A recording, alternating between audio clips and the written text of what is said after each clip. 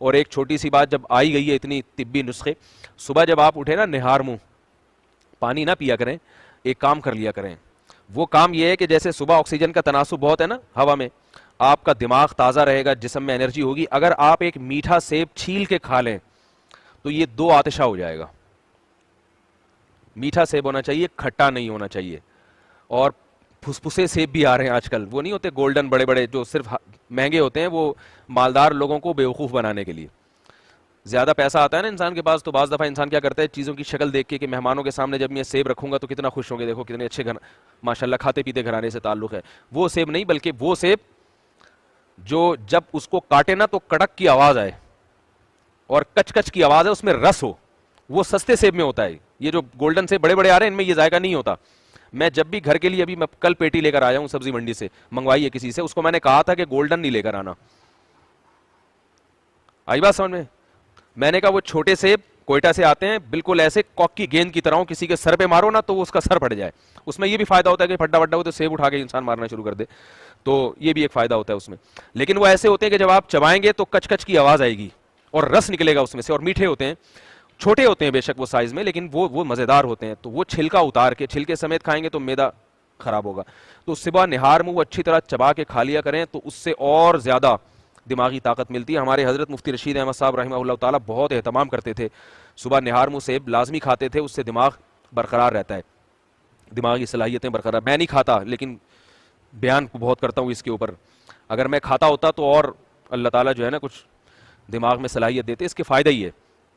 کھاتے اس لیے نہیں کہ ہمیں پراٹھے کا جو چسکا لگ گیا نا پھر وہ عادت خراب ہو گئی ہے، کیونکہ جب یہ چیزیں کھا لو تو پھر پراٹھا نہیں کھایا جاتا، اور پراٹھا نہ کھاؤ تو پھر ایسا لگتا ہے کہ زندہ رہنے کا فائدہ کیا. صبح صبح ناشتے میں جب تک پراٹھا نہیں کھاؤ، اور وہ پٹھان ہوٹل کے، آج بھی صبح میں گیا تھا کہیں سے پوریاں لے کر آیا تھا، اتنی بڑی بڑی پوریاں لایا، وہ چنے کے ساتھ کھائی ہیں تو پھر تسلی ہوئی. یہ عادتیں خراب ہوئی ہوئی ہیں، اس کو فالو نہیں کرنا چاہیے. صحیح ہے نا؟ کوشش کر رہے ہیں آہستہ آہستہ. یہ جو حکیموں کی عمریں لمبی ہوتی ہیں، میں نے حکیم دیکھے ہیں 100 سال کے، 110 سال کے، 99 سال کے. یہاں ایک کونے پہ ایک حکیم ہے، ان کی عمر بھی میرا خیال ہے 80-90 سے اوپر ہو چکی ہے، مگر آپ ان کی جان دیکھیں، ان کی صحت دیکھیں. ڈاکٹر میں نے کوئی نہیں دیکھا 80-90 سال کا. حکیم دیکھیں، اپنی زندگی میں دیکھیں، ابھی بھی موجود ہیں ایسے حکیم، 100 سال عمریں مگر ایسے لگتے ہیں. وہ کیا ہوتا ہے؟ صرف نیچرل لائف. ان کا جو لائف اسٹائل ہے وہ نیچرل ہوتا ہے. رات کو جلدی سوتے ہیں، صبح جلدی اٹھتے ہیں، اور کھاتے کم ہیں. صبح نہار منہ سیب کھا لیا ایک، یہ ان کے ناشتے ہوتے ہیں، جو ہمیں تو عجیب سے لگتے ہیں، لیکن بہرحال اس کا نتیجہ کیا نکلتا ہے کہ جوان رہتے ہیں. ہمارے جاننے والوں میں ایک حکیم صاحب تھے، ابھی ان کا انتقال ہو گیا، تقریباً میرا خیال ہے 105 سال کی عمر میں انتقال ہوا ہوگا. ان کی حالت یہ تھی کہ اگر ہم ان سے ہاتھ ملاتے اور وہ ہاتھ پکڑ لیتے تو ہم ہاتھ چھڑا نہیں سکتے تھے. اس بڑھاپے میں ان کا یہ عالم تھا. تو یہ کیا ہے؟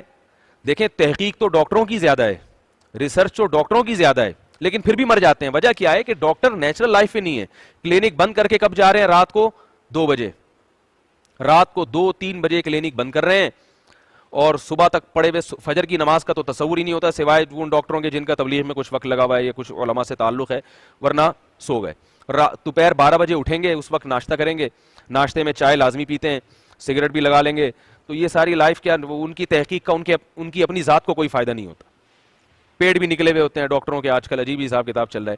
اور پھر پرہیز کرنے پر آتے ہیں تو ایک دم ساری چیزیں چھوڑ دیتے ہیں، کیونکہ اتنی بڑی بیماری ہو چکی ہوتی ہے کہ اس وقت آتے ہیں. تو بھائی آپ بیماری سے پہلے احتیاطیں کر لو حکیموں کی طرح، تاکہ یہاں تک نوبت آئے نہیں. تو اس لیے اپنی صحت کا بہت انسان کو خیال کرنا چاہیے. اللہ تعالیٰ نے قرآن مجید میں تو ہمیں خود نسخے بتائے ہیں کہ میں نے رات بنائی ہے سونے کے لیے، رات بنائی ہے. اللہ نے قرآن میں نے والتین والزیتون میں ذکر کیا تھا نا، اللہ تعالیٰ نے والتین کا ذکر کیا، زیتون کا ذکر کیا. یہ صرف اس لیے کہ مسلمان قوم اس طرف آ جائے، گٹکے چھوڑ دے، سگریٹ چھوڑ دے، پان چھوڑ دے، زیتون، انجیر، شہد، یہ چیزیں استعمال کرنا شروع کر دے.